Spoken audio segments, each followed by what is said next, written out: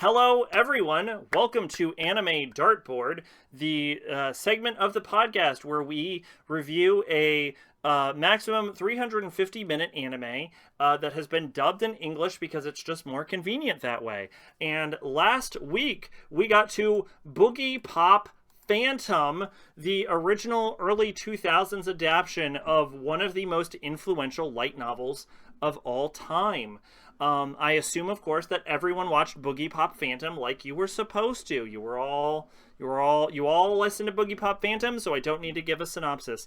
I have seen the other Boogiepop version, which is Boogiepop and Others, and Boogiepop has a sort of like Monogatari-esque vibe, which makes sense because it inspired Monogatari, where people's problems are caused by their own sort of like mental delusions. And I thought it was really cool in Boogiepop and Others, and I think Boogiepop and Others is a very underappreciated adaptation of the Boogiepop story, which I believe was the arc before Phantom. Because I think it was Boogiepop and Others, and then Phantom was a sort of sequel or something like that. There's like a weird jilted order on that. But anyway. So whereas like Others was a very like straightforward story where you got to see the interactions between the supernatural creatures and you got to see more of a deep dive of the characters, you do in this, but it's done through that like early 2000s veneer, and I kind of fucking hated it. It's like this show felt to me very like paranoia agent or like Serial Experiments Lane inspired, with the way it like told its narrative, where it told it through like specific character lenses, but also disjointed, but also sort of like unreliable narrator style, where the show itself feels like it's diving into psychosis, and I fucking hated it.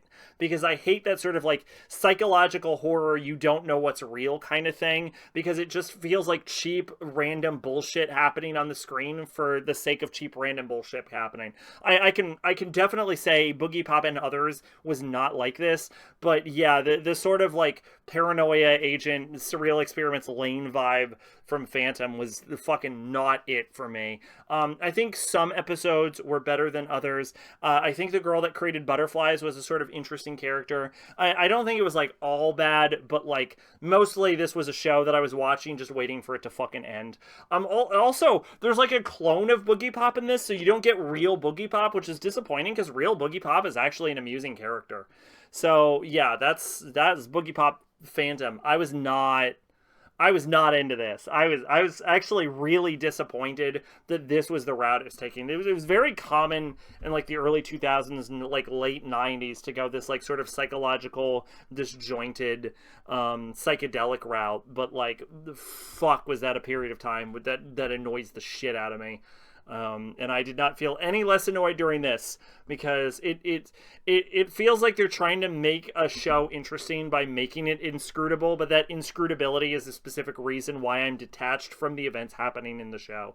And like, if I watched it twice, I'm sure I would understand it perfectly, but the problem is, if you didn't hook me the first time, why would I bother to watch it a second time? And I think that's a major issue with shows like this that like hinge themselves on these like sort of like psychedelic, psychological, I'm gonna make up a term, anti-narrator storylines. And so like if you end up detaching the audience, I don't know why the audience would reattach themselves, which it doesn't shock me that the anime itself has a very low mal rating, specifically because of that sort of like level of like unnecessary inscrutability and like the demand to fully understand how all of the characters and their interactions happen during this time period, to like watch it twice just so you can see how all of the characters fit together and what events occur in what order. And it's just like, it's not worth it. Like, I could do it and I could figure out the story and I could get into details about that, but I don't fucking care. And I should want to care. Like, if this was like a well-made show, I should have watched this and been like, ooh, I should watch this a second time to know what the fuck is happening in it. But I don't want that, and I'm not going to do that. So yeah, that's Boogiepop Phantom. And I think we're good to move on to the spin. So let's pull this bitch up. Wheel of Names. Here we go.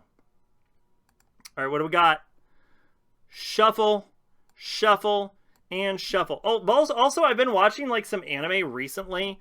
So some of this stuff, like we might need to re-roll because I might have seen some of this and I forgot to take it off my dartboard list. But click.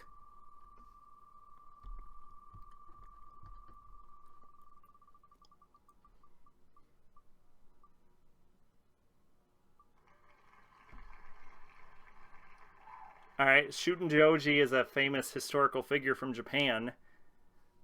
I don't know what Shuten Joji the anime is. What the fuck is this? Shuten Doji is an anime, the Star Hand Kid. Oh, I've heard of this. Never mind. From 1989 to 1991, it is a 4-episode OVA series. Oh, my microphone is in the way. As a baby, Jiro was delivered to his foster parents by a massive Oni, who said he would return for Jiro in 15 years. When the time comes, Jiro must contend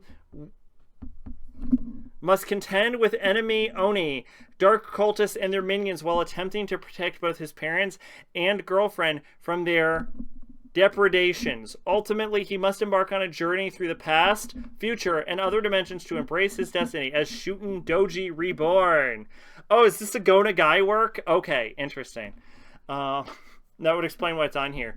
All right, it's got an average score of 5.71. Apparently, it's Go Nagai, so you know it's probably terrible. And let's see. Its genres are horror, sci-fi, supernatural, historical, mythology, space. Demographic is shonen. 50 episodes a pop.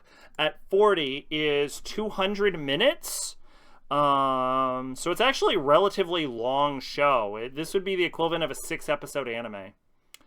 9-episode anime. This is the equivalent of a 9-episode anime. And man, let's see who the director is. The director is Junji Nishimura. You're just picturing Shuten Joji from Fate? I didn't know that. I'm not surprised there's a Shuten Joji from Fate, but I don't know. I'm unfamiliar with the character. This man has directed a few episodes of Narahion, which I've read the manga for that but have not seen the anime. He directed a good amount of Renma 1/2 episodes. He directed True Tears, which I've never heard of. He directed an anime in 2024, Maho Seihei no Slave, which is Change Soldier. He directed Change Soldier. Oh, okay, that's pretty neat. He's still in the business then. He directed Glass Lip. That's pretty cool. Fuck yeah. That's the best part of Glass Lip is actually the direction. He directed Kyokara no Mao, which is one of the few anime I ever dropped. Not because of him. He directed Vivid Strike. Okay, interesting. He directed Dog Days. I don't know what Dog Days is. He directed Bakun. I definitely have never heard. Oh, I've heard of Bakun. I'm a fucking liar. Exactly what you think Shuten Joji would look like in Fate. Nothing like the actual artistic. He's a fucking sexy lady. In that case, Samurai Deeper Kyo. I've heard of that. Everyone knows that. Hikari no O. I think I read the manga. No? The Fire Hunter? I don't know what this is. Never mind, I'm wrong. I have no idea what this is. He directed the 2018 version of Basilisk. Anoni Lady. There we go. Yep, there we go. Taiho Saicho. Nice. That's pretty cool. He directed Vlad Love. Ew. To be fair, my issue with Vlad Love is Vlad Love and not necessarily his direction. He directed Kyokara R. He directed Renma 1/2 Super. Renma 1/2 some sort of movie I'm not going to bother to click on. Fujin Monogatari. The man has been around and is still around today. A lot of Renma 1/2 shit. Extreme Hearts. Hikari no O. He directed Taiho Saicho's Own, the movie. Bermuda Triangle, The Color Pastoral. What the fuck? The glittering spotlight, sparkling fluff, cute outfits, the charming voices with dazzling bright smiles under the dazzling lights of the big city stage with these mermaid idols who swim. Oh, I think I've seen an AMV of this before. This is apparently a spin-off of Card Fight. Is this a Card Fight Vanguard spin-off where they just show the cards being sexy mermaids? Because why don't we have that with Yu-Gi-Oh? Hamlin no violin. Okay, interesting.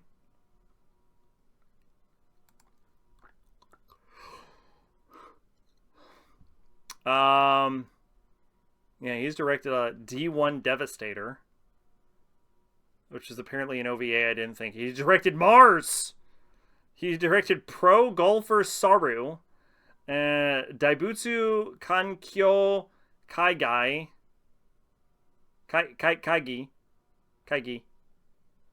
and Shin Pro Golfer Saru, and more Shin. Okay, well, he's directed some shit you've never heard of, and some shit you've probably heard of if you watch this show enough. Okay, this is Shootin' Joji, Go Nagai work. It's probably bad. I'm gonna be honest. Do I know anyone who has seen this? No. No, I don't know anyone who has seen this. That's all right. Well, that's what it's like being on the Vanguard, defining new anime. This is done by Studio Signal, who did Aiko Versus, and I think that Go Nagai work where it's a Super Sentai series, but the lady's naked, and Oira Sukaban. Okay, well. Yep, that's watch this by January 1st or whatever. Actually, when is the next podcast? Watch this by January 5th, and that is Dartboard.